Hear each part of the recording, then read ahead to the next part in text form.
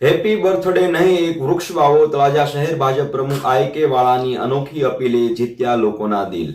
આજના સોશિયલ મીડિયાના યુગમાં જન્મદિવસ આવે એટલે મોબાઈલમાં હેપી બર્થડેના હજારો સંદેશો, પોસ્ટો અને શુભેચ્છાઓનો વરસાદ થતો હોય છે. પરંતુ તળાજા શહેર ભાજપ પ્રમુખ આઈ.કે. વાળાએ પોતાના જન્મદિવસે માત્ર શુભેચ્છાઓ પૂરતો સીમિત રાખવાને બદલે તેને પર્યાવરણ જાગૃતિના અભિયાનમાં ફેરવવાનો અનોખો પ્રયાસ કર્યો છે. તારીખ 17 જુલાઈ 2026ના રોજ પોતાના જન્મદિવસ નિમિત્તે તેમણે વડીલો, મિત્રો, શુભેચ્છકો તેમજ ફેસબુક, ઇન્સ્ટાગ્રામ, વોટ્સઅપ અને ટ્વિટર સહિતના સોશિયલ મીડિયા પરિવારને ભાવસભર અપીલ કરી છે કે તેમને માત્ર હેપી બર્થડે લખીને શુભેચ્છા પાઠવવાને બદલે દરેક વ્યક્તિ પોતાના ઘર, શેરી, ખેતર, શાળા અથવા તો આસપાસના વિસ્તારમાં ઓછામાં ઓછું એક વૃક્ષ અવશ્ય વાવે.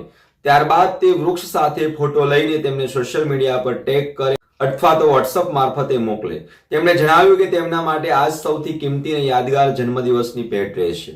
આઈ.કે. વાળાએ જણાવ્યું કે આજના સમયમાં વધતું પ્રદૂષણ, સતત ઘટતી હરિયાળી અને બદલાતું વાતાવરણ સમગ્ર વિશ્વ માટે ચિંતાનો વિષય બની ગયું છે. આવી સ્થિતિમાં દરેક વ્યક્તિ જો પોતાના જીવનના કોઈ ખાસ પ્રસંગે એક વૃક્ષ વાવવાનો સંકલ્પ કરે તો પર્યાવરણનું જતન કરવામાં મોટું યોગદાન આપી શકાય. એક વૃક્ષ માત્ર ઓક્સિજન નથી આપતું, પરંતુ છાંયો, શુદ્ધ હવા, વરસાદનું સંતુલન અને અસંખ્ય જીવસૃષ્ટિના જીવન પણ આપે છે.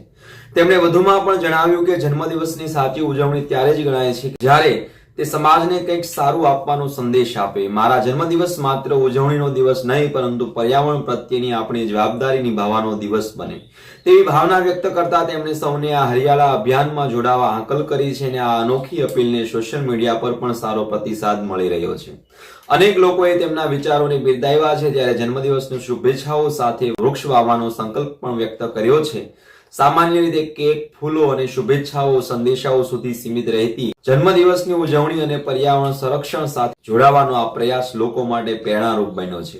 સમાજને હરિયાળું, સ્વચ્છ અને સ્વસ્થ બનાવવાના સંદેશ સાથે કરવામાં આવેલી આ પહેલ હવે ચર્ચાનો વિષય બની છે. હવે જોવાનું એ રહેશે કે કેટલાક લોકો માત્ર શુભેચ્છાના શબ્દો સુધી સીમિત ન રહી ધરતી માતાના ખોળે એક નવું વૃક્ષ રોપીને આ સંદેશાને સાચા અર્થમાં સફળ બનાવે છે. નમસ્કાર.